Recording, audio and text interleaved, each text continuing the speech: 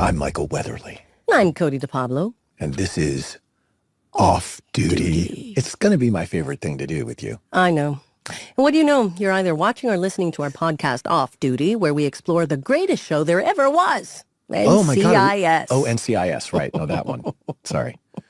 That's right. It's because we're diving into part one of one of the most iconic episodes in NCIS's 20-year history, Kill Ari Part 1. I say Kill Ari. Yeah. You're Kill like Ari. Mark. Kill Ari or Ari. That's going to become like a fan thing. Sorry, Ari. We have a very special guest today as well. But before we get into that, yes. Let's go back 19 years back in time to the day this episode's release and look what was going on. Okay. And this section is the context section. For context. Okay. And so we are going to basically, this is what happened on the day in September history. 20th, by the way. Okay. September 20th, what year? 2005. So this was a good year. This is when Kill Ari aired. Okay. Tell me a couple of things that happened. Gold Digger by Kanye West and Jamie Foxx was number one on the USA pop charts. Do you remember that one? Yeah. That was a good song. The movie Just Like Heaven, starring Reese Witherspoon and Mark Ruffalo, was at the top of the box office. That says a lot. That was a long time ago. Oh no, I was just saying because I don't remember it at all. Mark Ruffalo. I just saw him on Broadway. He was terrific. He's so good. Hurricane Rita intensified into a Category 5 hurricane in the Gulf of Mexico. It became the third largest and most intense hurricane ever recorded in the Atlantic Basin. Evacuations were initiated along the U.S. Gulf Coast as the storm threatened Texas and Louisiana. Do you remember that one? Yeah, sure. Rita. Lovely Rita. I remember the name, but I don't remember, I guess, maybe it's because I'm from Florida. Well, there were so many hurricanes. That's what I'm trying to say. I feel like maybe it was a slow news day. And Just Like Heaven with Reese Witherspoon and Mark Ruffalo is newsworthy. You're like, slim pickings. All right. Do you know what this episode's about? Oh, this is the episode where, okay, give me the synopsis and then I want to dig in. All right. As the NCIS team struggles to cope with Kate Todd's death at the hands of Double Agent Ari Haswari. Ari Gibbs Haswari. becomes fixated on avenging Kate by doing the only thing possible, killing Ari. Part 1. I have further dissection of this. Go, bring it. Because you weren't there yet. At the end of season 2, we're on the rooftop. And we're in the middle of this huge gun battle. We're trying to stop this missile that's flying in that's going to destroy some city. I don't know which city, but it's a city. And we're all up on the roof, and a shooter comes out of the building and is going to shoot Gibbs. And Kate Todd jumps in front of the shooter, saves Gibbs' life, and falls to the ground. And DiNozzo goes running over and he's like, oh my God, are you all right? She was wearing a bulletproof vest. And we help her up. And I'm like, well, you would have missed your yoga class or whatever. And she's about to do some pithy quip reply. And I'm standing behind her. And all of a sudden, boom, she gets shot in the head. You did good. For once, DiNozzo's right. Wow. I thought I'd die before I ever heard comedy. It's such a fantastic... No one sees it coming. No one sees it coming, and it's such a fantastic and shocking death. Probably the best one we've had at NCIS. It set the table for a summer of reruns, because what happened, I think, when the finale aired in May of 2005, people were like, I was in Jamaica with a bunch of my friends, and I made them watch the episode. None of them watched NCIS. They're like, Weatherly, we can't watch you on television. It's too ridiculous. But we've got you here. It's enough. I made them all, well, they might have smoked a joint, but I made them all watch. And by the way, what a good episode to watch a little bit. I made them all sit around, and I was like, I promise you, this is good. Because I knew the ending. And I have to say, blew them away. And then that whole summer, our ratings were going like this in reruns because people water coolered that episode. This is before streaming and before it wasn't out. You could only watch it in reruns. That rerun aired at the end of the summer before we went, the week before Kill Ari Part 1 and Part 2 aired, September 20th. We had an audience that wanted to know what happened. what just happened. It was such a great cliffhanger. And during that summer, your life changed because you were cast I was cast. to come But in. remember, I was cast as a guest actor. So I was cast as an arc. I mean, I thought, of course, it was a series regular part because Arc of I, the Covenant. because I signed a contract. But then they sort of like covered their butts and they were like, well, I mean, we have to kind of An test you, you know. option. Well, it's maybe, we're going to give you an arc and then we're going to 6 see. years. But I remember signing 6 years and I was like, what? What in the what? I was like, that's a lifetime. Well, And as we have already discussed, we had our little screen test. But then we started, we had already shot the first, we shot the third episode first. And then the Kill Right. Aris were Right. next. the Kill Aris. So the yeah. first Kill Ari, where you come in and slouch suggestively, Mm-hmm. where we are not sure if Rudolph Martin is your, Ari Haswari is your lover or your coworker or, it turns out, half-brother, family member. Family, for sure. So we are introduced to Zea David. We are introduced to Lauren Holly as the new director. What a great dynamic those two had. I remember looking Oh, at the the shows. flashbacks. Yeah, the flashbacks. They and had the whole Paris, Paris didn't thing. they? They had Paris, and they had this really funny banter between them. And I love, and I know we've talked about this before, but I love that little twinkle in Gibbs' eyes. I love seeing him as a father, which we explore a lot during the show, the parental figure and all of that. But I love seeing sort of like the man, like the part of Gibbs that you don't get to see often, which is the sort of silly, sexy, like flirty. He flirts in a very distinct way. There won't be any off-the-job Agent Gibbs. That's too bad. I missed you, Jen. Don't make this difficult, Jethro. Wow, that guy. It always makes this is me a like little uncomfortable. No, I actually pleasant. I It just keep it seeing was Ted Bundy. pleasantly surprising to me because after 19 years now, in which those aired 19 years ago. So I was watching them and I thought, wow. First of all, how cool those scenes between Lauren and Mark were fantastic. And then I thought he was flirty in his own way. Yeah. Did you do the swimming in the episode? I did do the swimming. Yeah. You're a good swimmer.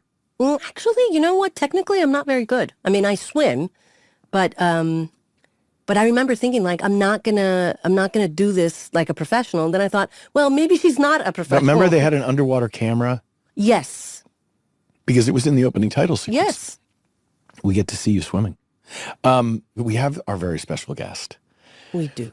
And I mean, You're nervous. I'm a little nervous because we're going down memory lane. We're getting in the Wayback Machine and we are going to have a lot of feelings.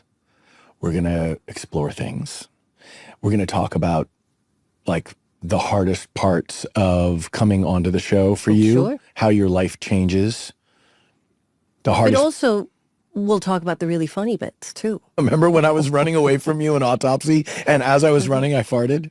Oh God, Michael, that's a memory that But we it's should true. definitely explore in the future. And then they put it in an episode where you and I are sitting in the car together, and, Oh, and God. it was like, "Do you smell that?" And you were like, "Smell what?" And I go, Oh, that was a funny bit, and I Wildly remember having inappropriate. to punch you in the.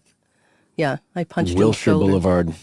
We shot that down on Wilshire. So, can we do it? Can we bring our very special guest and introduce her? Sure, Them. sure. Okay. Without further ado, Miss Sasha Alexander. Who the hell are you people? You're no ME assistant. And there's not a soft-shell crab within 1,000 miles. What is this, Victorian England? The men with their cigars and brandy while the ladies sip tea in another room? Like some species of frogs, I grow what I need. He's a criminal, Tony. And you have a man crush on him. You okay? He just got shot at point blank range, Dinozo. What do you think? Well, question. Yeah. How did you get started?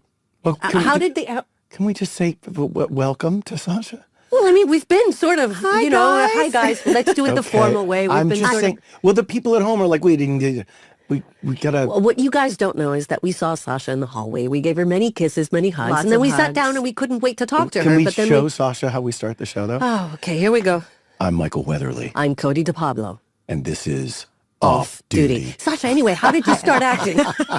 First of all, I'm really happy to see you guys, by the way.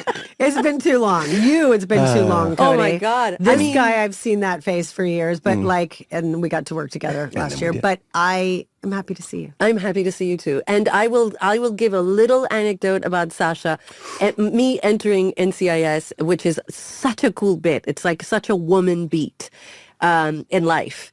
And I will take that, but I will say that at the end because it's like a nugget of love that you threw at me, and it was a really wonderful moment. But I'll say that for the very end. Okay, good. I hope so, because, it's, as you were just saying, like, we kind of go through these things in this business, and it's like, right? Yeah. It's like so what's the journey? Like, let's begin at the beginning. How did you start? Like, and Dobrila was like, But Dobrila is my mother, yes. and Michael knows her name. Yes. That's by the way, it's so nice that you know Dobrila. You pronounce she Dobrila's is name such correctly. an awesome. What's her name? Dobrila? Dobrila. Dobrila. Yeah, you said it perfectly. And guess where she's from? Serbia. Yes. Yes.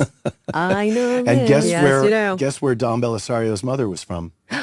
Serbia. Yes. That's Oh, correct. so there's a connection. Yeah. Oh, we didn't yeah. know- I mean, Virgos and Serbs. These are the people in my life. Taurus here, but yes, Yes. close enough. You have the Taurus. you cover the Serb. I want, like, your 18-year-old Sasha. Yeah. You're getting ready to go to college. Yep. Is it true you were in a show as a dancer? Were you a fly girl? Yeah, I was the first fly girl. I mean- did the first, it was the first, before they did the show, they did like a pilot, and they were just testing it out. But I danced with the people who put that all together. But I was 16. I wasn't allowed to leave school, so I didn't get to go do it when it went. But Did you meet all J-Lo that there at all, or no? I didn't. She was there after. Oh. But she was there, and I think she came in the second season. She wasn't even there right in the beginning, I don't think. But yeah, that whole group, Debbie 16? Allen. Yeah, I was 16. My parents were like, "You're not leaving school to do that." Right. So I think I knew that dancing wasn't something I was going to go be a rockette or open a dance studio. I just knew it was a way of performing, and I loved theater. I did theater. Was USC Film School about acting or No. about, what was it about? So I think that when I after high school, I just really thought that I wasn't attracted to the acting profession as a profession, because I felt like the rejection and all of the just waiting around for somebody to give you a job and they decide if you're good enough. None of that was appealing to me. It's still not appealing to me. I think it sucks. And it was really something, as a tourist, I was like, I can't. I need to know what's on the on the plan. I need to give me stability. Give me stability. Yes. And I did not have parents that understood it at all.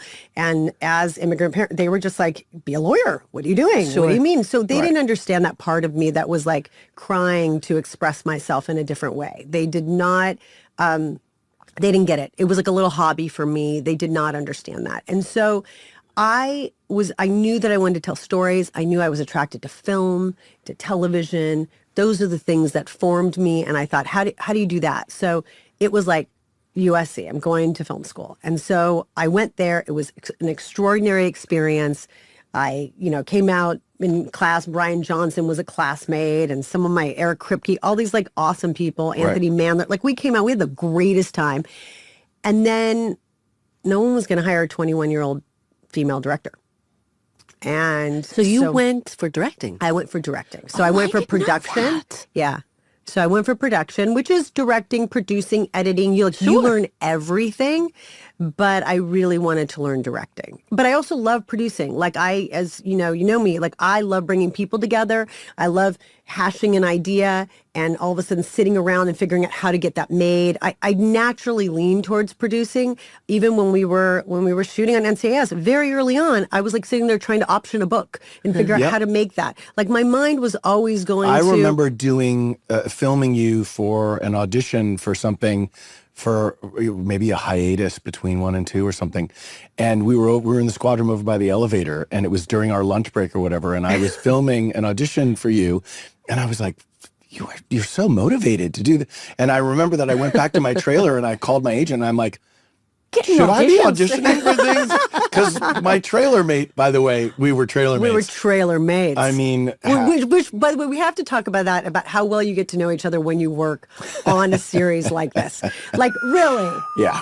You we get have to to? know so much about people, and that leads to amazing friendships like Right. we all have. Lifelong. And deep Lifelong, frustration. or deep frustration, Right. or I never want to see that person again. I never, if There's a few But of by, those. but by the way, like the weird thing is, Sasha and I worked, I think, 1 or 2 days together, and Yeah. then I don't think I ever saw you again. No. And the weird thing is, Hmm. if I bumped into you at the street, we would have hours to talk about. Yeah. I mean, it would be like nonstop because we It's true. shared something that is so Yeah. insular. Yeah. You know what I mean? That is Yeah. such a, Yeah, it's like a being on the- defining moment in Right. life that not a lot of people got to experience. Yes. Yeah. You know, and it's that particular set, that particular particular- show. yeah. You know, that particular group of people. Yeah. You know what I mean? And so it becomes a really kind of weird thing. It's like, you were in that planet. Yeah, Tell you're me on about that it. What did planet. you That's eat? exactly You right. know, how You're did you on that survive? planet. You know, did you go swim in the water? Like, Yeah. you know what I mean? Like Yeah. all that What, stuff. And tell so, the story about when you first met Sasha. oh, this is such a great story, and I'm not sure if you remember, but I was coming in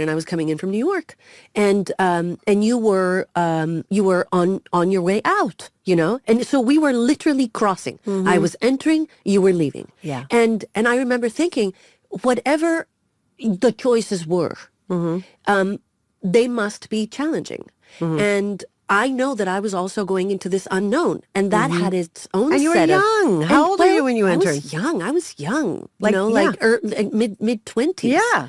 And so, but we were crossing. And I remember at one point I was just standing outside my trailer, sitting down, you know, just kind of waiting. And you came up to me and you got very close to me. And you touched my face in a very endearing way. And you looked into my eyes and you said, "Be strong." And you said, "If I have one thing to tell you is be strong." But you said it in such a loving way that there was no way it could be perceived, especially by someone like me, as anything other than like, oh, take this as what it is. It's a loving way of reminding you whenever you feel like things are just like center. And then you said something that was really clever. You said, put your money away and at some point maybe buy a house. You came chock That's full of advice. crazy. Yeah. What? Yes. Yeah. And you were very clear. And I remember, Wow. and by the way, that was the first time and probably the last time I saw you in many years, because then I was, you know, the Yeah. vortex. Yeah, just the went vortex. Moon in, base you know what I alpha. mean? Yeah. Yeah. And, Vortex. And then I remember thinking like, I didn't have a lot of exchanges with Sasha, but I do remember the episodes, those last episodes, Kill Ari 1 and 2, they were some of my favorite NCIS episodes ever. You were such a big part of them. You were so good. Thank you. And also you were so sweet to me. And so I thank you for that because you were such a girl's girl. Oh, well, you don't have to thank me. You know what? I think that probably in that moment, I just saw a young person that was coming in the same way I came in a couple of years prior. And I had done a few shows before NCIS, but none as challenging. And to be fair, you were a part of of the beginning, and Yeah. and those hours were. I mean, we had challenging hours, but you guys did the hard. But NCIS was like, you just did, it was like that card game 52 pickup, and you're like, oh, I've never played that. And it's where you just throw all the cards in the air. Yeah. And now you have to pick them all up. Yeah. That's the game. And you're like, that's not a game. That's just a mess. And it's like, yes. But I'll say, I mean, the two things that I feel like in the very beginnings, like just being there from the beginning of that, I feel like if you look at the first episode I did, whatever, the first Air Force One, Oh, yeah. which Dawn directed, Oh, I yeah. feel like that was more Jim Cameron-y in the sense the way he Yes. directed was very thought out, and you guys have worked on, so you know, like it was more thought out. But then slowly, I think the schedule and also Billy Webb being who he is and them wanting to kind of, we didn't have full scripts early on. Oh, yeah. We had acts. I So heard we about that, didn't and then the know- pages would come in, and you guys would have to kind of deliver as and on one hand, as an actor, it was great because we didn't know where it was going, so we were truthful to that moment. Oh my God. And sometimes the person they would cast somebody as a day player, and then 4 days later, they're like, oh, they're the bad guy. Let's get them back. Yeah. And then you'd have to go back to a location that you'd Yeah. already wrapped out. Right. And this, that's how production Right. grows into a thing. And also, sometimes the confession of the killer in the fourth act is someone who's was a day player who'd never really acted before. Right. And I remember once you and I were working with this actress, and she was like, she had a huge confessional monologue, and we were with her and rehearsing it with her, and she's Yeah. like, couldn't get there on the emotion. Yeah. And it was I like, remember that. just tell the truth. It's okay. And you and I are looking at each other like, Yeah, but the other thing too is I remember us when we would get used to this style of filmmaking where Billy would just sort of come in and out and you were just doing the scene, or oftentimes they did a lot of the 360s, right? And we'd be all be standing and they would just be going. You get used to not paying attention to the camera, but often guest stars would come in and it would freak them out. Yeah. Not often. Every episode, they would get it's freaked intimidating. out. It's intimidating. It's very and you're bizarre. you don't know it, and you're sort of, you have your lines, you don't have a lot of rehearsal, so they would jump in, and inevitably they would freeze or mess up their line or start doing this. So Michael and I decided that we would tell them, we would warn them ahead of time that this is what's going to happen. And so, you should just know, don't pay attention to it. Stay with us in the scene and don't worry about it. Don't stop. Oh, that's a nice thing to do. Yeah, and we did. We would just go and say, just so you know, this is how they film, this is what they do, and just like, but it's a high wire with no net. When you do, but it makes you so much more alive and alert in the scene. And So do you think that helped? I think that they were often very grateful. Most of the time, But they I were think it extremely also grateful made- that we told them, and that at least they were like, "Oh, okay." Doesn't mean it always worked. We've definitely had people that and I'm sure you did over all the years, but there's definitely people that come in and they get intimidated by the moment and they freeze up or whatever. Sure. Do you remember the time on the helicopter when we had those helmets and the things, and we were not a helicopter, we were in a plane. Yes. And there was an actor, and he just froze. He Yes, literally he had to bring coffee. Oh my gosh, God, it was so hard, it was and I hard. felt so bad because Yeah. being a guest star is I've so been there. hard. I have had so that. And I if was you're a magician. rushed in that It's so moment, hard. right? If you're rushed and you have to And like it's not get- your family, and you're going in, and No, you're like it's so hard. it's so hard. Oh yeah, It's so hard. Oh yeah, Yeah. but that's where you can turn that lemon into a lemonade. You can take that person, and you can either say like, "Is everything all right?" And they're like, "Huh?" It's like, what were you gonna do? You got some coffee, and you just make the scene about like, maybe that guy's a red herring now. Maybe that's not like a frozen actor. Yeah. Maybe that's a plot point. Right. And like if somebody, when we were in the squadron, like if McGee couldn't remember Mr. Sivapada Syndrome's name, and he's like, boss, it looks like the petty officer couldn't have been at Mr. And I would be there and I would just go, Sivapada Syndrome. Right. And he'd be like, and so rather than have to go back and start the scene over, it's now a new dynamic. Totally. Where you're correcting, or and you're, then yeah. it might not even make sense because Tony shouldn't know what Mr. Sivapada Syndrome's name is, but who But cares? it doesn't matter. Yeah. But you know what? I feel like that's the greatest memories I have, and I think we have on any job that we work on, but like those moments that you create with your fellow actors, whether, whatever that is, I think those are the moments that create the depth and character and the layers of characters that you want to watch every week in television. And it's such a different skill set than doing like a movie where you have your beginning, your middle, and an end, and you know where it's going. But in television, like all those, the tissue that holds us all together all the time, I find very valuable. And Belisario is a genius for this because in the beginning, he listened. He really watched and listened what we did. He Yes. watched and listened to us, bantering in between things, and he left it in the show. Like a lot of people wouldn't have done that. I've done pilots and worked on shows where like if you change an and or a the, they're like, they get really pissy about it. And they're like, it should be this. And you're like, yeah, but it's not coming out of my mouth naturally, or it's not. So I think that you have to give it space to breathe. And he gave it space to breathe. And I think even though sometimes we didn't know where it was going, even by him looking at the dailies to see all the players he cast that week and to sort of go, which is the one that is the least likely you're going to suspect is the killer? Right. And then all of a sudden he'd tell you what it is. And that, it just worked. So it was a formula that obviously has been massively successful and works. But it is an interesting thing as an actor because I think that for us, it's not always satisfying to not be able to build those moments in knowing where they're going. Question So that for you, yeah. tough, For right? you, those 2 years at NCIS, would you say it is safe to say that you lost balance as far as like professional life, personal life? Did you have any life work-life outside balance. of work? No. No one did. Did No one that did. inform the choices you made after you left NCIS? Yeah, it did. It did. I mean, I think before NCIS, the shows that I did somehow had more of a balance. Like, they were either true ensembles, but if you are, in this particular case, I mean, normally if you're like a one or two, like Rizzoli Isles, I worked all the time, but there were moments where we could throw the ball back and forth to each other. NCIS, Mark and Michael and I, and you later, were in every single scene. Yeah, but in the beginning, Yeah. in the beginning of the beginning, like because the scripts were not done, and so you you and me would follow Gibbs into some in the first act. We would be in the squad room, grab your gear, and then we go and talk to some admiral. And you and I would sit in the office and talk to the admiral. Then we go into the parking lot and go like, "What do you think the admiral had to?" It's like, and then suddenly the AD would be like, "This is the next scene you're shooting." And we're like, "Okay, now the three of us are going to go talk to someone else." It's like, is this what they would do? Because wouldn't they break up? And it was like Scooby-Doo. It's like, why the three of us? Scooby-Doo. You always said that, and it's totally true. It was Scooby-Doo. Scooby-Doo. But like, because in reality, we would split up. You would investigate what you were doing. Right. You would investigate, and then we would get together and go, "Here's what I found. Let's collate this information and Right. see what we can synthesize." Right. And he didn't do No, that. Synthesize. we all went to the same. We all sat and looked at with three of us at the suspect.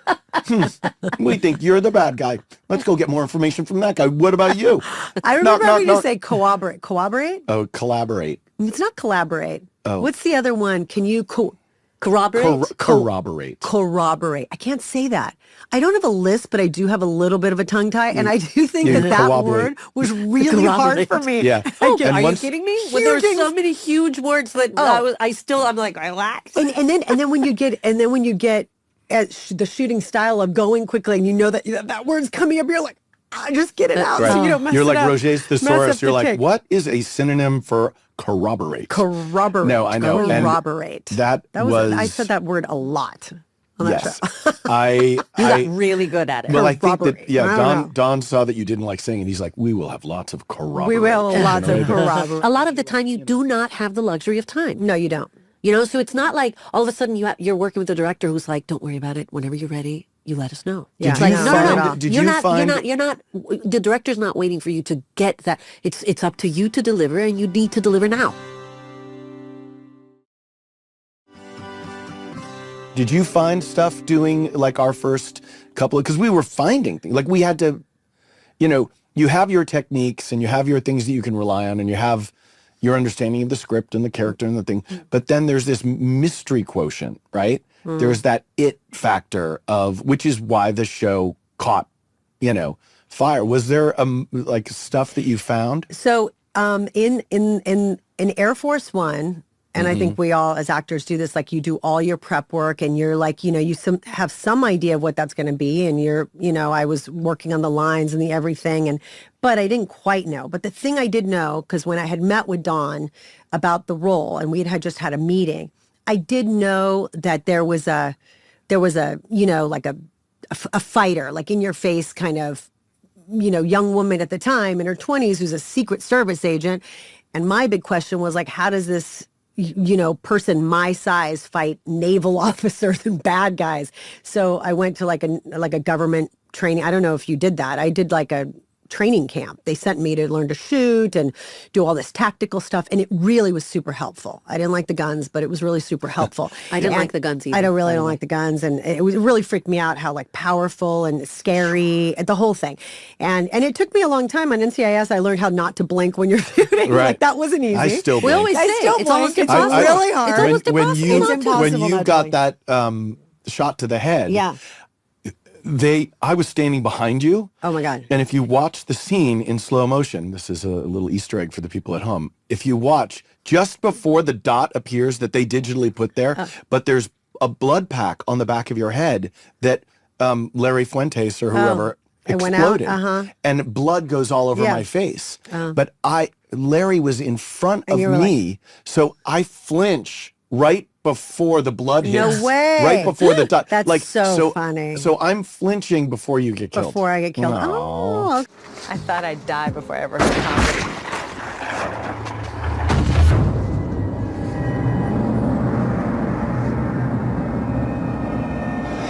In North by Northwest, when the gunshot goes off at the end, when they're at Mount Rushmore, there's a little girl in the scene, and she puts her fingers in her ears right before the gunshot because they'd done it a few times, and she knew that was the was it. so the child actor. That's so. It's a great Easter egg. That's Yeah. really funny. That's a cute little Well, thing. I'll tell you. So after NCIS, I learned so much about what it really means to be on a series, and really learn the commitment, everything about it. And How much time did you take off? I didn't, because I went right into another CBS show, but Okay. it didn't go. So it was like I worked. I wasn't sure what kind of a series I would like to do next. I loved comedy. So there's different kinds of shows, and I went to do some movies. So I worked, but they were more short-term stuff instead of this like banging out 24 episodes a year, which is a really So hard the universe was gig. giving you a little time off. Yeah, I think I was more just exploring what else was there. I mean, as an artist, we're all sort of going, oh, what else can I do? What else is out there? And then I had my daughter, and she was about 2 years old. And then Rosalie Niles was the end of the year, and I read the script, and I just loved this character. And so the thing about that was it was 10 episodes, and it was on cable. Fantastic. And so to me, that felt like a perfect gig, right? You can go and like really do it hard for 4 months or 5 months, and then you have some time, off. And that's what it was the first season. So, and the difference there Did was you that feel that difference? Were you like, oh my Huge. gosh, this is huge. This is huge, okay, great. huge. And a coroner. So you learned from Ducky.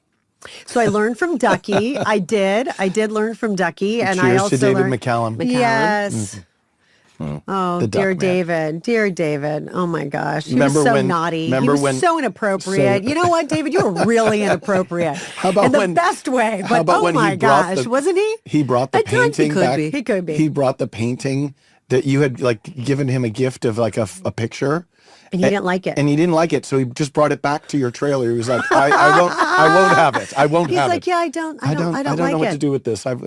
He didn't like it. By the way, when I heard the story, I thought how brilliantly refreshing to have that level of honesty. It's true. That he just really doesn't care. Oh. So you're not having somebody go like, oh, thank you so much. I've always been taught to Yeah. go, oh, thank you so much. And then you give it away or you whatever. You know what I mean? Well, that he is the couldn't do- polite thing No, to do. I Come get on, it. Cody. I mean, we look, weren't raised a certain way. I get David it. had We are talking. talking about something that I don't think I could do, but in another universal part of me that lives up, that is not me. Which part is There's- this? I don't know, but it's not like goes some like universal this. part. It's a parakeet in It's a her parakeet. head. It's something It's here a that porky doesn't- swine. It's not even a part. The porky. It's a porky. The porky swine. But anyway, but I guess what I'm saying is that I guess I admire it a little bit because it is so honest. Oh, I guess totally I agree. would laugh. If somebody said that to me, I'd be like, "Oh my god, Okay, you're so so can I honest." tell you a story? And it has to do with Ari. Rudolph Martin. Rudolph Martin. So this is a similar story. You might remember the story, but I don't know if you remember the story. So Rudolph Martin had a girlfriend, okay, and we were all working together, and she came to set one day. Lovely woman, and he was really excited. He wanted to introduce me. And he had his little dog Comet. And he His had little Comet, dog, his little dog. And Rudolph Tiny was little lovely, chihuahua. lovely. I mean, he did break my nose, but when we did this one stunt and one of the first kidding me. things, no, he broke my nose, and they had to put it back. But he didn't break it, but he bruised me really hard, but I thought it was broken. He had never done like a fight thing, and he had to turn around and stop my hand. And as he grabbed it, he missed, and his fist just went straight up. I was like, oh my God. That's painful too. The nose. It was super painful. That had never happened I don't before. like violence. Stunts on these shows are quite, Oh, are you kidding me? So anyway, it was lunchtime, and he said, Sasha, please come over. I want you to meet my girlfriend. She's here for lunch. So I go to sit down. I meet her. I don't remember her name. She asks me like a question, and I start to answer the question. Maybe it's like something simple. Like, where are hey, you from? Or how's your day going? Well, we did this morning, and she goes, yeah, I don't really want to hear it. I'm not interested. No, she goes, I'm not interested in hearing it. I'm not interested in hearing the story. I'm So not it's just interested trying to in be hearing polite, it. but then I'm not going to be polite, kind of? Yes. Like, it's the right thing And to do, but then I I don't was want to... so confused. And I looked at her and I go, I'm sorry? Is it a joke? And she goes, no, I'm not interested in hearing the story. Like, as I was about to tell the story, she said, I'm not really interested in hearing it. We've got to get her on this podcast. Full David McCall. She just was like, Right. she didn't want to hear. She wasn't mean about it. And I turned to Rudolph and I was like, and he kind of went, had this kind of look of like, well, Did he kind of turn to you and go, I love her? Yeah, she's exactly. I love her. I love her so much. I love her. I She's had so honest. never had, besides David and this woman, I had never had somebody say, I'm not interested in hearing it. I don't like your painting. Oh, by and the I'm not way, interested I in think- hearing your story. You laughed at that moment because Why? because I can't even talk. Why? I'm so stuck. I can't breathe anymore. I need a break, guys. I'm dying. Oh no. I'm dying. Look at this. Do you have a Flonase? Mucinex? Wait, no, I'm gonna go get them. She's going to go get the Flonase. Yeah, go. Anthony, Mucinex. Antonio Banderas do that? Nasonex. Didn't he do the voiceover for Nasonex? Now you're really good. Yeah, I know. No, But I'm wait, telling why are you I laughing think so it was- hard? Why are you laughing so hard just about this story? Because of No, what? 'cause- Because I love. Well, let me sit. Let me just go back. No, I don't know why.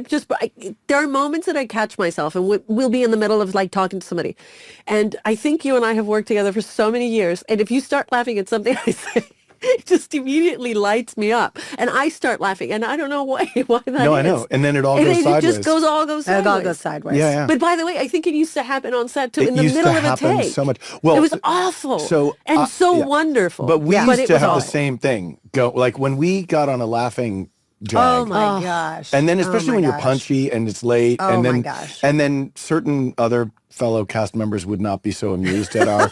They did not. We They were did- like toddlers. Right, right. Or directors. Like Or we had, directors, remember right. it was like Tom Wright, who was like, more, cut it out, and, Oh my and that would gosh. make it worse. No. Oh my It was just, Yeah. Okay, go take your break. Go take your yeah, break. thank you. I just need to like blow my nose and put some. That is so funny. So while Cody's out of the room, I'm going to say, Yes. and now the work-life balance thing that we Yeah. will get into when Coach Yeah. comes back in. But Cody's kind of heard me talk about this a little bit, but when you were directing Bull, Mm-hmm. which was very awesome for me to see you in that capacity, and Thank you for having me. you I had such a great time. nailed it. And we had so much fun. And everyone on set was like, oh my God, this feels so different because you and I were in a flow and Yeah. we were having, and it was a tough show. It had it had its problems because, and I've said this about Bull in other places, but it didn't have the DNA of something like NCIS. It didn't have that family character structure, those archetypes that you could see. You kind of couldn't imagine any of the characters outside of work, like Chunk or any of these. Like it was hard to really build a life around them. Mm-hmm. The family dynamic inside the characters of NCIS really did build story after story after story. So the plot didn't really matter. The plot was so important to Bull. But NCIS, you'd finish an episode, you'd be like, I don't really know what happened, but I want to watch that one again because it was Yeah. super fun. Isn't that interesting? But you brought fun Thank and you. preparation, and you were such a total pro on the set. And I just know that you and I had so much fun when Sasha was directing Bull. But I was falling apart, speaking of falling apart. But this was not, I was no longer saying, get out of the way, I'm crashing.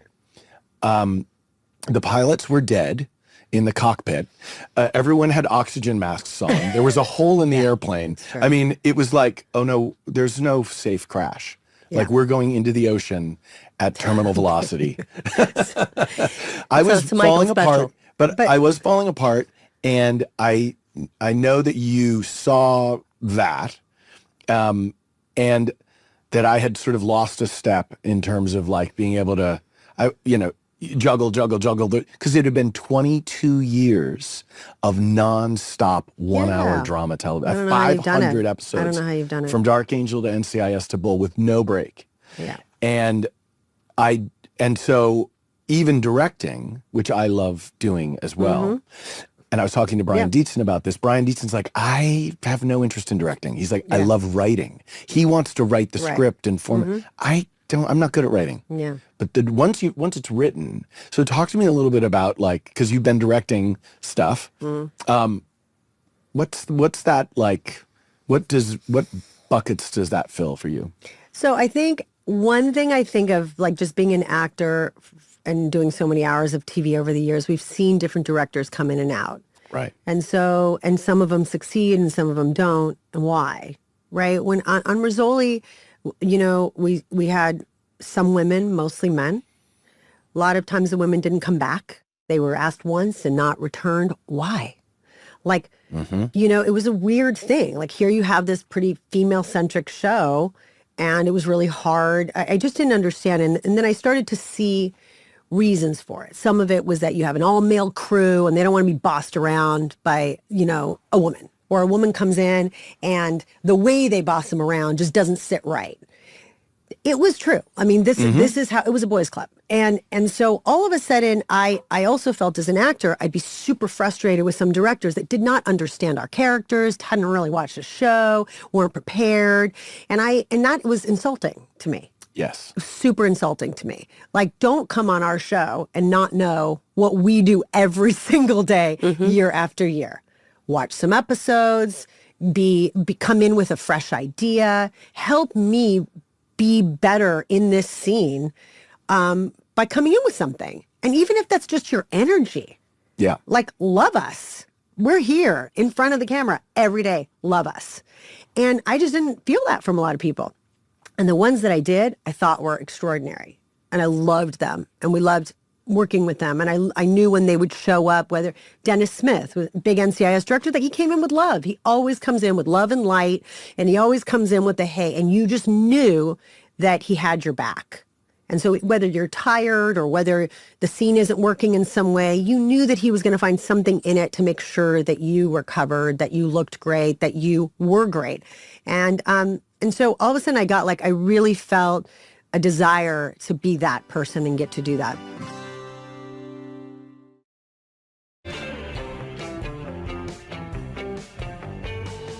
We do a little thing called Game Time. Okay. Don't ask why. And today the game is called, Cote, is how well do you know your partner? Yes, and I think we played this not long ago. Okay. So I will ask a question, right? You will have a board. Okay. You guys will write down the answer. Okay. And then once you have your answers, I'll go, okay, share the answer. Share the answer. And how then well do you you'll know see your partner? how Okay. well you So know this your is- partner. That's this fun. is how well does Tony DiNozzo remember Caitlin To Todd? remember Caitlin Todd. Okay, I great. like it. So these questions are for Sasha. How well do you know your partner? Okay. So get up early or sleep in late? Okay. Reveal your answer, please. Get Sleeping up late. early. But that's you on me. And that's me on him. I No, wrote what I think he would do. Did I mess up? Yes, you did. Oh, I'm supposed to do what I would do? Yes, these are for you. Oh, no, I did what I would do. Okay, good. I'm So sleeping sleep in late. Did you I understand thought you that would to get be? up early. Okay, great. So we understood the game. Good. I did not know my partner well. Nope. All right, next question. Definitely Forest, sleeping late. Oh, my gosh. Okay. mountains, or desert? Forest, mountains, or desert. Can I put another one in there just for fun? Forest, mountains, desert, ocean. Reveal your answers, please. Ocean. Okay, I knew that. Nice. I love it. Although, what would it have been if it was forest, mountain, desert? Mountains. Okay, interesting. Would you have said mountains too? Yes. Yeah. It's interesting. I recently realized that forests kind of freaked me out because I didn't grow up on the East Coast, and I was driving through Maine, and I was like, oh my gosh, it's a different sort of thing to be amongst trees, and you know, like I'm not used to it. Yeah. So I think I'm more used to desert And California mountains. and mountains. I love mountains. I love mountains. They're great. Who is the greatest athlete of all time? Oh, come on. Just Oh, sorry. come on. I know. What am I You better thinking? get this right. I know. I'm like, first of all, How well do you know your partner? Novak Djokovic. Of course. All right. This Okay, is, and this You'd is be the in last trouble one at for home. Sasha. I know It's that. I mean, how could I Novak. not say Novak? Nole. If you were an animal, what would it be? Oh. Maybe this, but this isn't. There is another one. I mean, okay. A cat. Oh, a monkey. Oh. Oh. Do you guys remember? I drew That's you so as a cat. That's so. I like your drawing. Thank you. What is that? What is that animal that don't give a shit? Oh yes. Oh, the honey badger. The honey badger. So on Brazilian Isles, they called me the honey badger. Because honey badger don't care. Honey badger don't care because things would be going on like completely crazy chaos. And I would be like, and I would just stay there because I had so much medical dialogue to memorize every day. It was so difficult that if I didn't stay in the zone of that moment, that's the hard part. You would lose it. Your brain would delete it. So I literally could not be present for everything else that was going on. Right. So I wasn't let's say, the most fun person to work with because I would have to say to everybody, sometimes I'm so in my head of just getting through it because if not, we're going to be here all day. Right. And if not, I'm going to get it in 1 or 2 takes and we're out. Yeah, you have to talk about necrotizing fasciitis and all that stuff. It was so hard. Yeah, and so I would have to stay in that moment. So I was called the honey badger was my nickname. I love it. The honey badger. That's a good honey one. Badger. We had a lot of and double jokes. rainbow. Double rainbow all the way. Questions for Michael. Okay. Would you rather go 20 years back in time or 20 years into the future? Okay.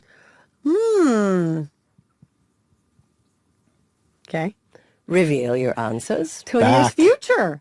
Oh, I thought you would like to go in the future. No, I thought it'd be fun for you and me to talk again about, like, we'd be in 2023.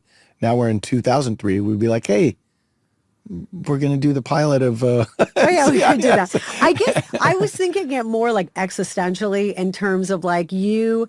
Like if you could go back, like Michael, would not want to go back to being 20 because you don't have all the wisdom and knowledge and all the experience that you have today. Like I feel like there's a part of you that like as you were always a person, even like when we worked together, remember you thinking ahead, like when I'm this age, I want this much money in the bank and I'd like to have this and I'd like to have that. So you had this kind of plan, which I wasn't as structured about things like that. I was a bit more like, loosey-goosey about it, even though I wanted those things, but you had... No, I have a plan and you have a called plan. 55 to 75 right now, weirdly. Like I have Can we talk about that? I need a plan. I have a 55 to 75, and I've just hired this company. What? To help me execute this plan.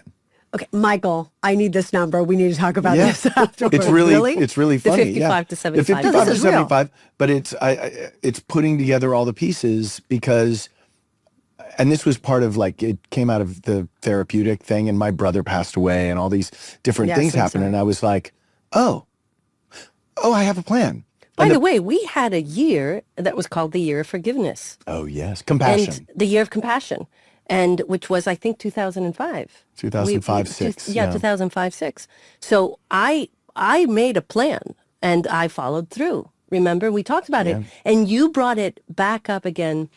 Oh, God, a couple of years ago. And you sort of laughed about it. And then you went through a lot of things. And you sort of revisited that in a different way. And you said, oh, my God, do you remember the Year of Compassion? And it was about a family thing for me. It was like, I'm going to commit to doing this. And by the way, and I did it. Oh, wow, good for you. I did it. And that was the thing, that you did it, but you did it later. Yes. Remember? So you went around to your Year of Compassion, but it was like... It was delayed. 18 years later. Yeah. So we've had your, 55 to 75 is I like a good it. thing. I want to hear It's a more good about one. that. We'll talk about it. What's your dream car? Oh, that's I know this. I don't know. I don't know his dream car. Well, just think of the movies and just say the character. The character drives a car. Because if you say that character's car, you're like, everyone will know. Too easy. Okay. Oh, of course it should have been an Aston Martin. I put an Alfa Romeo. Of course it should be an Aston Martin. I can't believe I got that wrong. Okay, this one's going to be kind of a funny... Of course it's an Aston Martin. Of funny course. question. And I won't get Through myself... the hills of Italy. I won't get myself an Aston Martin until I really deserve it. Like, and I'm When like, do you think that's going to be? Yeah, part of the you're 55, too hard on 75 yourself. plan? Yeah, well, no, that's I mean, part of the... because I like to have that one thing that I won't give myself. Because my God, because I've given myself lots of treats, but that one, oh, I mean, a bottle of Chateau Neuf de Pape, we're going to have that treat. That's funny. This is a weird What's question. your favorite red wine? Weirdly, No, I just what's answered your it. Oh. best rapper of all time? Rapper. Oh, that's easy. It is? Cool. Okay. Okay, show your answers, please. LL Cool J. Oh, that's a good one. Because I love that's it. I LL. would Tupac, but LL Cool J is great. Todd Smith. The ladies love Cool James. Yes. Love. Ladies love. Tupac. Tupac Shakur. Tupac. Question. But it's LL Cool J is really the best. Yeah. Clowns or mimes? Mimes. Oh! Clowns are creepy. Oh, that's cool. Creepy. Yes, I could see you doing that. It's I mean, I know I'm clownish. I know Clowny. I have clown Clownish. vibes, but I find clowns spooky. they can be. And I don't ever really find clowns. I mean, clown car is, I think, something we used to say on NCIS. We used to maybe the dolly when Johnny O'Grady and everyone was they all would all loaded. be on a clown They had car. Yeah, it they had is a clown car. They had A and B camera. Yeah. With John Kunkel and George, and you had Johnny O'Grady, and then you had the focus puller. So you had Bitsakos, and you had everyone all on the dolly. Yeah. And it was the clown car. You're like, how so many people can funny. you fit on this stupid thing? Clown car. Games are over. Those were the games. Oh, fun. Well, this, I have to say, was a trip down memory lane, but also it was a good hang. Next time, let's do it with a bottle of champagne. Okay, I'm in. Who knows? Maybe in Europe. I'm And in. Yes. Oh, yes. Sasha, thank you so much for Thank you, coming and Guys, playing it was with so us. good to see you. And so good to catch up. we are going to do this with maybe without the cameras and microphones and maybe a little mimosa somewhere. Yeah, that'd be fun. Let's do that. When You- she's not having her cold. Yes. Yes. You know what I have to do right now? We have to pee-pee. I have to Pee-pee pee so so badly. badly. Okay, Go. good. Let's go urinate. Go, kids. Thanks, guys. Well, that was pretty cool. Memory lane. Memory lane. What an extraordinary lady, Sasha Alexander. Better known as Smush. Smush. Dancer, actress, director, producer, super mom, super friend, and super stylish. Did you see those fishnet socks? Yes. Very cute. All right. What's next? So we're going into our next section called Fan Questions. And if you have any fan questions, please write to offduty@spotify.com. Are you saying... That all fans can actually... Oh, I thought you just meant me. If No, I had no, a question Michael. that I If- could if send all- an email to offduty@spotify.com. You're saying If- anyone Anyone. can anyone. send an email to offduty@spotify.com? Yes, sir. What about a text? Yes, sir. Can you I don't text? think so. Does that work? I don't think so. Well, they should figure out how to do that because I don't really look at my emails. I get so much spam. I prefer the texting because I don't get a lot of spams on my text. We'll leave that to the producers. Maybe they'll do something. Okay, like let's go into fan questions. So this one is for you, Cote. Hey guys, big fan. My question is, Ziva had some epic fight scenes on the show. How much training did you undergo to prepare for those action-packed moments? Ooh, believe it or not, I didn't have a lot of training at all. Just a turbulent childhood. No. Actually, they would give me a couple of hours in between scenes. Sometimes it was like lunch break or whatever they could carve out because we were quite busy.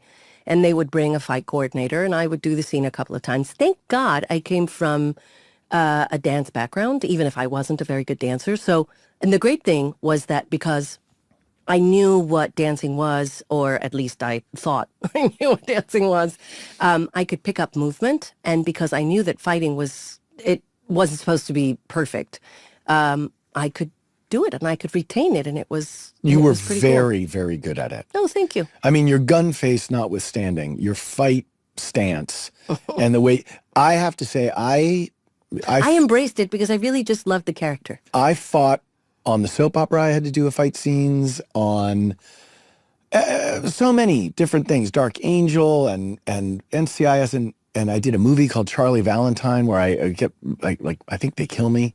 I was terrible every single time.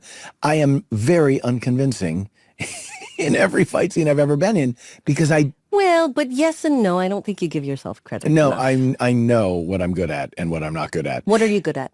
I am good at, well, depends which period of time, but during the NCIS period of time, I was good at finding the space in a scene and making it very much different and very kind of, I could make something unusual and fearlessly jump off the cliff and be irreverent. And sometimes it worked and sometimes it went splat, but I was not afraid of the splat.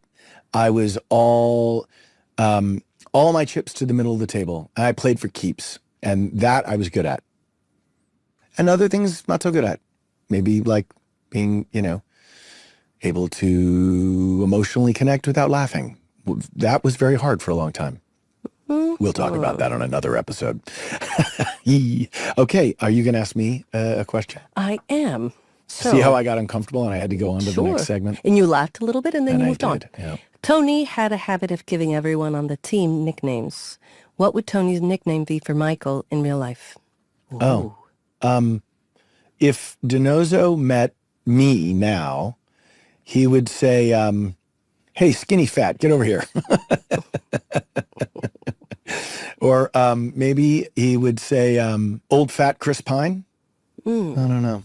What would DiNozzo, because it's a movie reference is the only reason I was saying. You know what he'd call you if you met Cote DiPaolo? Gosh. He'd say, hey, Wonder Woman. I do fear thee.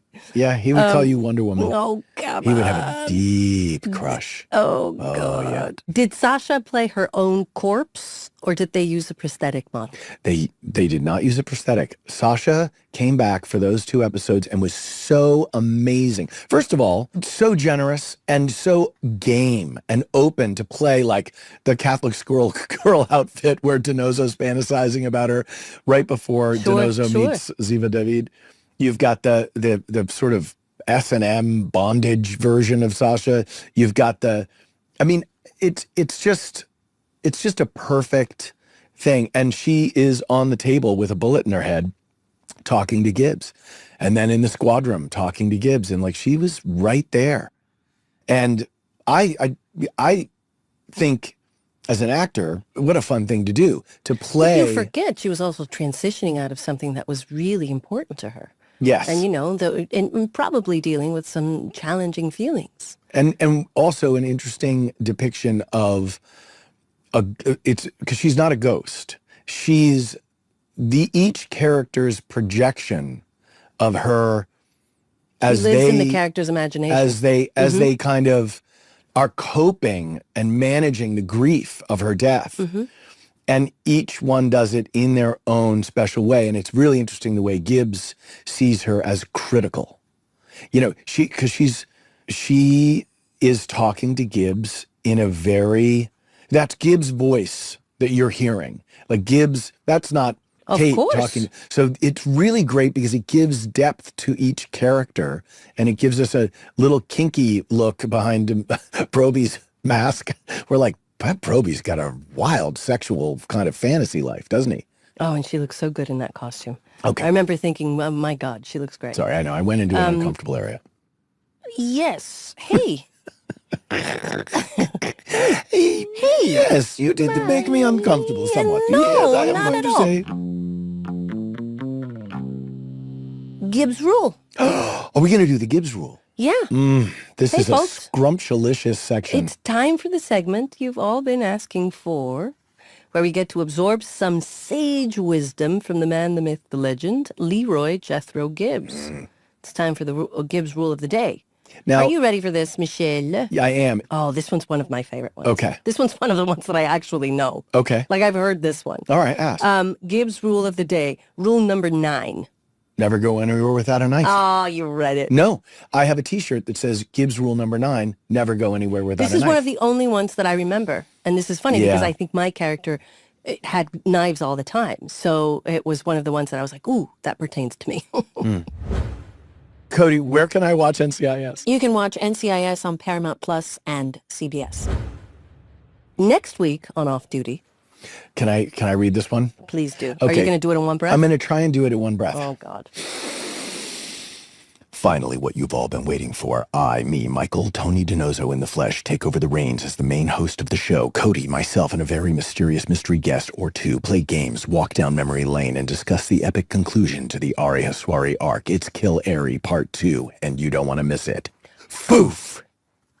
Nailed it. Nothing but net, baby.